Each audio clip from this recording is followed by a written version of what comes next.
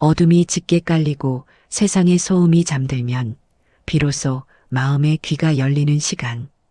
반밤야화입니다. 여러분은 천륜이란 무엇이라 생각하십니까? 피를 나눴다고 해서 모두 부모라 할 수 있을까요? 아니면 가슴으로 품어야 비로소 부모가 되는 것일까요? 오늘 들려드릴 이야기는 자신의 알량한 권력과 체면을 지키기 위해 갓 태어난 핏줄을 꽁꽁 언 강물에 던져버린 비정한 아비와 그 얼어붙은 생명을 자신의 체온으로 녹여 키워낸 가난한 집신장수 부부의 이야기입니다. 모진 풍파를 견디고 6살 천재 명필로 자라난 아이가 쏘아올린 통쾌한 붓끝의 반격. 엇갈린 운명 속에 피어난 기적 같은 이야기, 지금 시작합니다. 조선 한양 한복판, 눈보라가 매섭게 몰아치는 으리으리한 기와집 마당. 나는 새도 떨어뜨린다는 권세가 윤대감의 안방에서 우렁찬 아기 울음소리가 터져 나왔습니다. 대감마님, 등남이옵니다. 아주 장군감입니다요.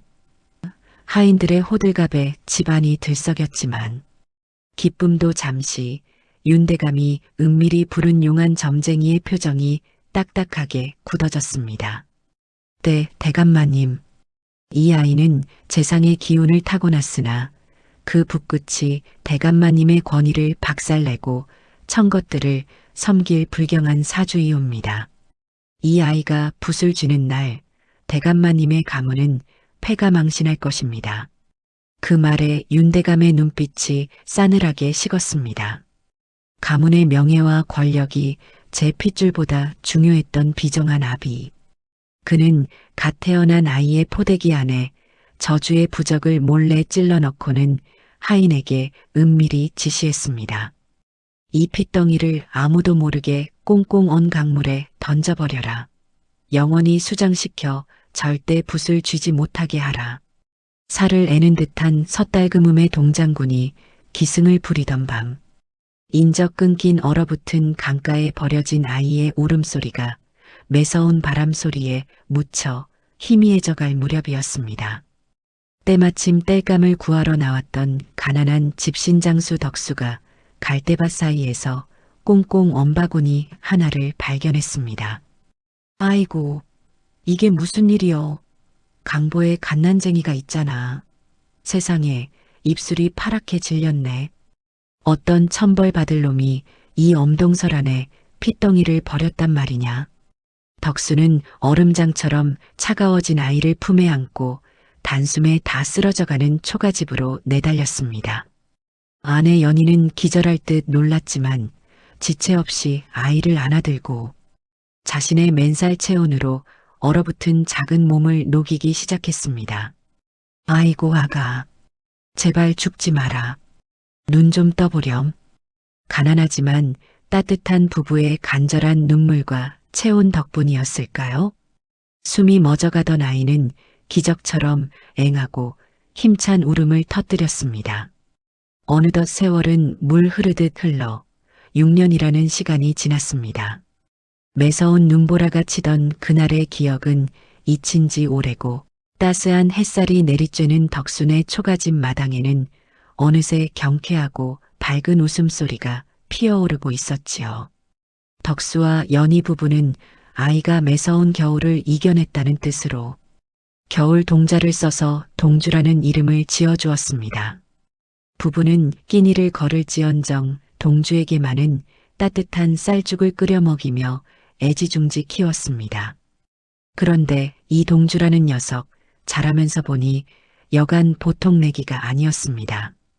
여보, 동주 엄마, 빨리 와봐.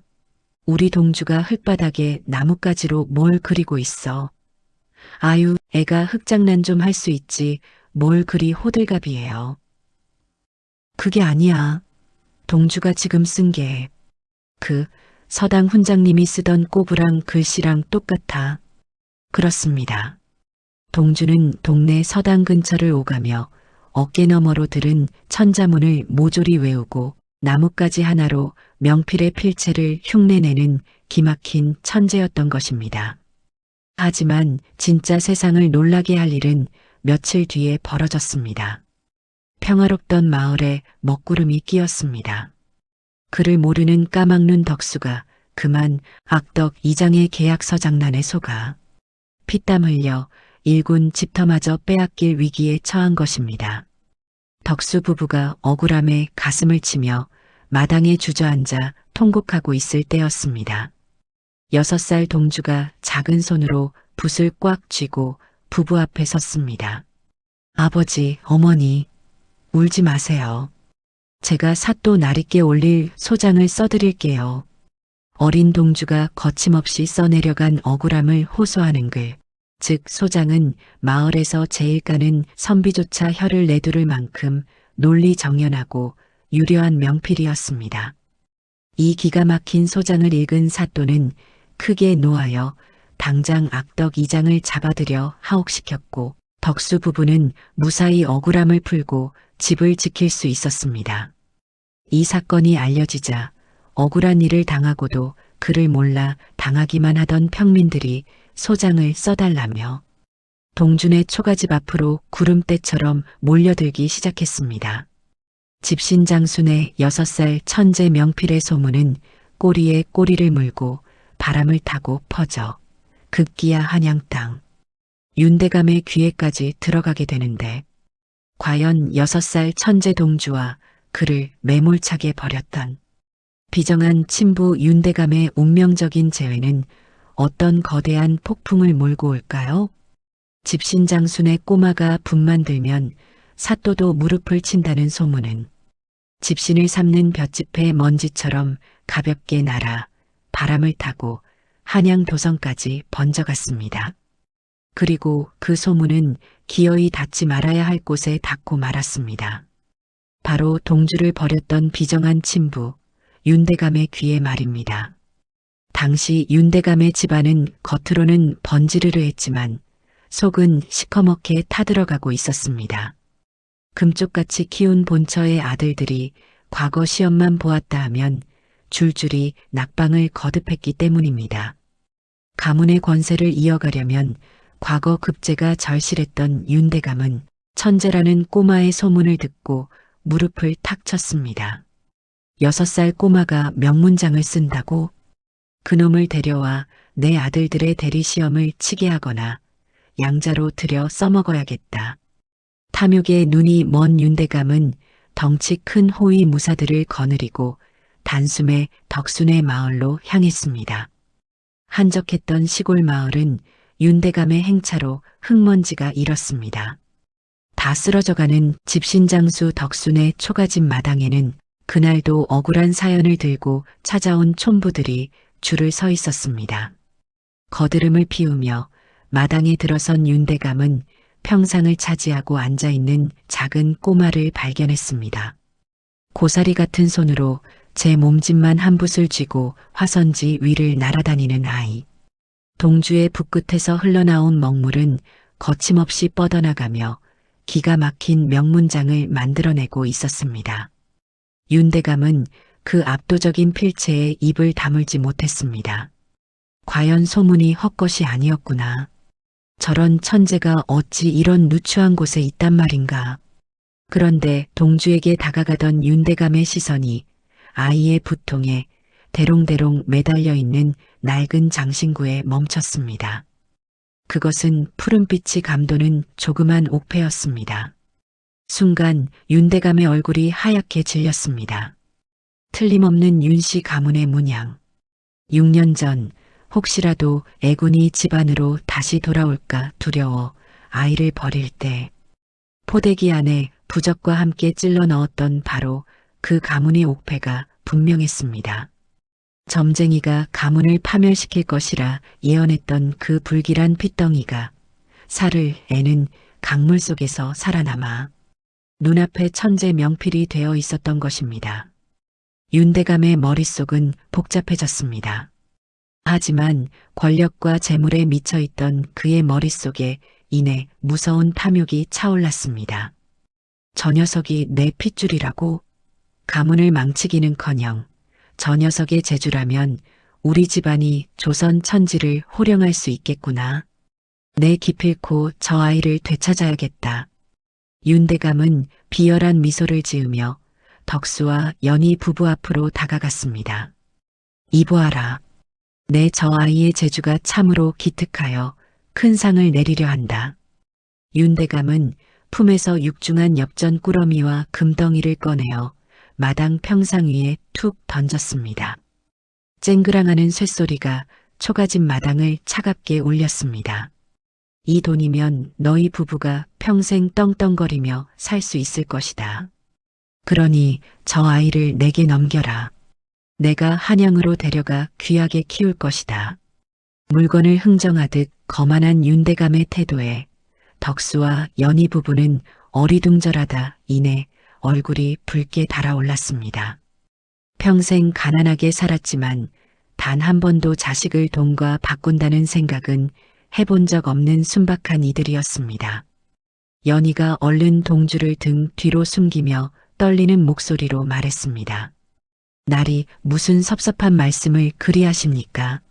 아무리 저희가 천것이라도 배 아파 낳은, 아니 가슴으로 낳은 귀한 자식입니다. 천금을 주신데도 우리 동주는 못 보냅니다. 덕수 역시 앞을 막아서며 단호하게 고개를 저었습니다. 거두어 가십시오. 저희는 돈도 필요 없고 벼슬도 필요 없습니다. 그저 우리 동주밥 새끼 안 굶기고 함께 살면 그만입니다. 그 순간 인자한 척하던 윤대감의 눈꼬리가 무섭게 치켜 올라갔습니다. 이 천한 것들이 좋은 말로 타이르니 주제를 모르는구나. 윤대감이 호통을 치자 대문 밖에 대기하고 있던 덩치 큰 호위 무사들이 우르르 마당으로 들이닥쳤습니다. 순식간에 평화롭던 초가집은 공포에 휩싸였습니다. 윤대감은 가증스러운 목소리로 소리쳤습니다. 저 아이는 6년 전 내가 한양에서 잃어버린 내 귀한 양반 핏줄이다. 감히 근본도 없는 천것들이 양반의 자식을 유괴하여 글씨를 쓰게 하고 돈을 뜯어내. 이 악독한 유괴범 놈들을 당장 오라로 묶어라. 아닙니다. 날이 억울합니다. 저희는 버려진 아이를 거두었을 뿐입니다. 덕수와 연희가 바닥에 엎드려 울부짖었지만 소용없었습니다. 거친 포승줄이 가녀린 연희의 손목과 덕수의 몸을 무참히 묶어버렸습니다. 아버지, 어머니, 6살 동주가 울음을 터뜨리며 부모에게 달려가려 했지만 윤대감의 하인들이 아이를 낚아채어 강제로 가마에 태워버렸습니다. 은혜를 갚기도 전에 한순간에 유괴범으로 몰려 관아로 끌려가게 된 집신장수 부부, 그리고 비정한 친부의 손에 억지로 붙들려가게 된 어린 동주. 따뜻한 사랑으로 채워졌던 초가집 마당에는 주인을 잃은 낡은 붓 한 자루만이 덩그러니 흙바닥에 뒹굴고 있었습니다. 과연 감옥에 갇힌 덕수 부부의 운명은 어찌 될까요? 그리고 6살 천재 동주는 뻔뻔한 친부의 검은 속셈에 맞서 진짜 부모를 구해낼 수 있을까요? 관아의 넓은 앞마당은 구경 나온 백성들로 발 디딜 틈이 없었습니다. 마당 한가운데에는 억울하게 포승줄에 묶인 덕수와 연희 부부가 무릎을 꿇고 있었고 그들을 벌레 보듯 내려다보는 거만하기 짝이 없는 윤대감이 서 있었습니다. 그리고 그 사이에서 바들바들 떨고 있을 줄만 알았던 6살 꼬마 동주는 놀랍게도 꼿꼿하게 허리를 펴고 사또를 응시하고 있었습니다. 공기는 무겁게 가라앉아 있었고 상석에 앉은 사또의 표정은 엄하기 그지없었습니다. 죄인들은 고개를 들라. 사또의 불호령에 덕수와 연희는 차마 고개를 들지 못한 채 바닥에 이마를 찌으며 흐느꼈습니다. 사또나리, 저희는 참으로 억울합니다.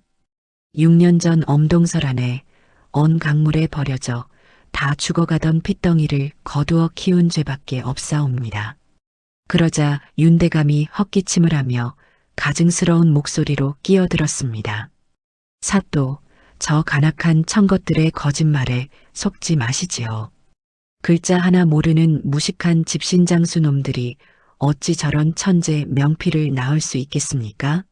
6년 전 제가 잠시 한눈을 판 사이 저놈들이 제 귀한 아들을 훔쳐간 것이 분명합니다. 증거도 있습니다. 윤대감은 동주의 부통에 매달려 있던 푸른 옥패를 높이 치켜들었습니다. 이것을 보십시오. 제 가문의 문양입니다. 이 옥패야말로 제가 저 아이의 아비라는 명백한 증거가 아니겠습니까? 구경꾼들 사이에서 술렁임이 일었습니다. 사또 역시 한양의 권세가인 윤대감의 눈치를 보느라 난감한 기색이 역력했지요. 분위기는 점차 집신장수 부부에게 불리하게 돌아가고 있었습니다. 연희는 절망감에 왈칵 눈물을 쏟아냈습니다. 바로 그때였습니다. 사또 날이 소인이 한 말씀 올려도 되겠습니까? 6살 꼬마의 입에서 나온 것이라곤. 믿기지 않는 침착하고 또랑또랑한 목소리가 관아 마당의 정적을 갈랐습니다. 사또가 흥미롭다는 듯 고개를 끄덕이자 동주는 천천히 일어나 윤대감 앞으로 걸어갔습니다. 그리고 제 몸집보다 훨씬 거대한 그를 당당하게 올려다보며 물었습니다. 대감께서는 저를 정말로 잃어버리셨습니까? 그렇다. 내가 널 얼마나 애타게 찾았는지 아느냐. 그렇다면 제가 태어날 때 저를 감싸고 있던 포대기 안에 무엇이 들어 있었는지 기억하십니까? 그 순간 윤대감의 말문이 턱 막혔습니다. 하인을 시켜버렸기에 그 속에 무엇이 있었는지 알 리가 없었지요. 그저 애군을 막으려 옥패 하나를 던져 넣은 것만 희미하게 기억할 뿐이었습니다. 그건 옥패, 그래, 옥패가 들어있었지. 그것 말고 또 무엇이 있단 말이냐? 동주의 눈빛은 더 이상 6살 아이의 것이 아니었습니다. 모든 것을 꿰뚫어 보는 듯한 서늘하고도 슬픈 눈빛이었지요. 아버지가 자식을 잃어버렸는데 마지막으로 입혀보낸 옷가지나 품에 지녔던 물건 하나 제대로 기억 못하십니까? 윤대감의 이마에 식은땀이 흐르기 시작했습니다. 동주는 품속 깊은 곳에서 꼬깃꼬깃해진 낡은 천조각 하나를 꺼냈습니다. 가난한 연희가 6년 동안 혹시라도 아이의 친부모를 찾을 단서가 될까봐 소중히 간직해온 포대기 자락이었습니다. 그리고 동주는 그 천조각 안에 돌돌 말려있던 누런 부적 한 장을 꺼내 사또에게 바쳤습니다. 제가 강물에 버려질 때 제품에 숨겨져 있던 것입니다. 사또 날이 부디 그 부적의 뒷면을 읽어주시옵소서. 사또가 미간을 찌푸리며 부적을 펼쳤습니다. 거기에는 붉은 주사로 소름 끼치는 끔찍한 문장이 윤대감 특유의 굵은 필체로 적혀 있었습니다. 이 핏덩이를 언 강물에 영원히 수장시키라. 살을 베어내듯 쳐내어 감히 붓을 쥐고 가문의 명예를 해치지 못하게 하라. 사또가 글귀를 소리내어 읽어내려가자 관아 마당은 찬물을 끼얹은 듯 섬뜩한 침묵에 휩싸였습니다. 동주가 다시 입을 열었습니다. 사또 날이 세상 어느 부모가 잠시 잃어버린 자식의 품에 저런 저주의 부적을 넣어둔단 말입니까? 저것은 저를 잃어버린 것이 아니라 알량한 권력과 체면을 지키려 갓 태어난 핏줄을 강물에 내다버린 비정한 증거입니다. 백성들 사이에서 분노 섞인 웅성거림이 터져나왔습니다. 세상에 제 앞길 막을까봐 핏덩이를 얼음장 속에 버렸다고? 금수만도 못한 놈, 저게 사람이 할 짓인가? 윤대감의 얼굴은 사색이 되었습니다. 아니다. 그건 오해다. 점쟁이가 시켜서. 아니, 내 말은. 윤대감은 횡설수설하며 변명했지만 이미 그의 위선은 만천하에 까발려진 뒤였습니다. 동주는 굵은 눈물을 뚝뚝 흘리면서도 단호한 목소리로 외쳤습니다. 당신은 알량한 체면 하나 지키겠다고 핏줄을 강물에 버렸소. 헌데 이제 와서 내가 글을 잘 쓴다는 소문을 듣고 나타나 아비 노릇을 하려 드는 것이요? 당신이 찾으러 온 건 아들이 아니라 당신 아들들을 대신해 과거 시험을 쳐줄 도구일 뿐이요. 궁지에 몰린 윤대감은 마지막 발악을 했습니다. 그는 품에서 번쩍이는 금덩이들을 꺼내 동주의 눈앞에 흔들었습니다. 동주야, 잘 보거라. 저 무식한 집신장수 놈들을 따라가면 평생 흙바닥이나 구르며 살아야 한다. 하지만 나를 따라오면 이 금덩이가 다 내 것이다. 비단옷을 입고 붓을 마음껏 휘두르며 조선 최고의 선비로 떵떵거리고 살 수 있어. 자, 선택해라. 더러운 집신이냐 아니면 화려한 양반의 핏줄이냐. 순간 정적이 흘렀습니다. 포승줄에 묶인 덕수와 연희는 숨을 죽이고 동주를 바라보았습니다. 가난한 자신들이 해줄 수 있는 건 아무것도 없었기에 차마 붙잡지도 못하고 그저 피눈물만 흘리며 고개를 숙이고 있었습니다. 동주는 번쩍이는 금덩이를 잠시 응시했습니다. 그리고 윤대감의 손을 매몰차게 뿌리치고는 뒤에 있는 덕수와 연희에게 달려가 와락 안겼습니다. 어머니, 아버지, 부부는 포승줄에 묶인 채로 아이를 부둥켜 안고 오열했습니다. 동주는 연희의 거친 무명 치맛자락에 얼굴을 묻으며 소리쳤습니다. 가져가시오. 당신의 그 차가운 금덩이보다 우리 어머니의 땀 냄새나는 치맛자락이 내게는 더 따뜻하고 향기롭소. 나를 낳은 건 당신의 알량한 양반 피일지 몰라도 얼어 죽어가던 나를 가슴으로 품어 사람으로 키워낸 건 우리 아버지의 낡은 집신이요. 동주는 눈물 젖은 얼굴로 사또를 보며 호소했습니다. 낳은 정이 귀하다 하나 기른 정에 비할 수 있겠습니까? 제 부모는 저를 저주하며 버린 자가 아니라 먹을 것이 없어 굶주리면서도 제 입에 쌀죽을 밀어 넣어주신 이 두 분뿐입니다.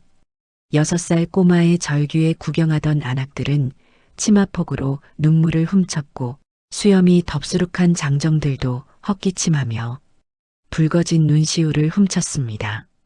사또는 젖은 눈을 닦으며 엄숙하게 판결을 내렸습니다. 듣거라. 천륜이란 핏줄로 이어지는 것이 아니라 사랑과 희생으로 맺어지는 것이다. 윤대감, 너는 자신의 탐욕을 위해 핏덩이를 버려 천륜을 저버리고 이제와 무고한 백성을 모함했으니 그 죄가 하늘을 찌른다. 사또의 호령에 덩치 큰 포졸들이 윤대감을 끌어내렸습니다. 결국 윤대감은 관직을 박탈당하고 전 재산을 몰수당한 채 멀리 귀양을 떠나게 되었습니다. 점쟁이의 말대로 결국 아이가 가문을 망친 것이 아니라 비정한 아비의 탐욕이 스스로를 파멸로 몰고 간 것이지요. 덕수와 연희 부부는 포승줄이 풀리자마자 동주를 품에 안고 엉엉 울었습니다. 피 한 방울 섞이지 않았지만 세상 그 어떤 가족보다 단단하게 묶인 세 사람이었습니다. 그 후로 긴 세월이 흘렀습니다. 강물에 버려졌던 6살 꼬마 동주는 어떻게 되었을까요? 청년이 된 동주는 장원급제를 하여 훗날 조선 팔도를 누비는 훌륭한 암행어사가 되었습니다. 그는 집신장수 아버지의 낡은 집신을 부적처럼 가슴에 품고 다니며 힘없고 억울한 백성들을 위해 거침없이 붓을 휘두르는 진정한 명필이 되었답니다. 그리고 그가 임무를 마치고 돌아가는 길 끝에는 언제나 따뜻한 밥을 지어놓고 웃으며 반겨주는 늙은 집신장수 부부가 있었습니다. 오늘 밤 여러분의 곁을 지키고 있는 사람은 누구인가요? 피를 나누지 않았더라도 혹은 표현이 조금 서툴더라도 나를 진심으로 걱정해주고 안아주는 사람. 그 따뜻한 마음이야말로 세상에서 가장 귀한 천륜이 아닐까요? 지금 곁에 있는 소중한 사람의 손을 한번 꽉 잡아보시길 바랍니다. 오늘의 이야기가 여러분의 마음에 잔잔한 파동으로 남기를 바랍니다. 이 먹먹한 여운을 계속 함께하고 싶으시다면 구독과 좋아요 잊지 마시고요. 다음 이 시간에도 더 재미있고 감동적인 이야기로 찾아오겠습니다. 오늘 밤도 달콤하고 평안한 밤밤 되세요.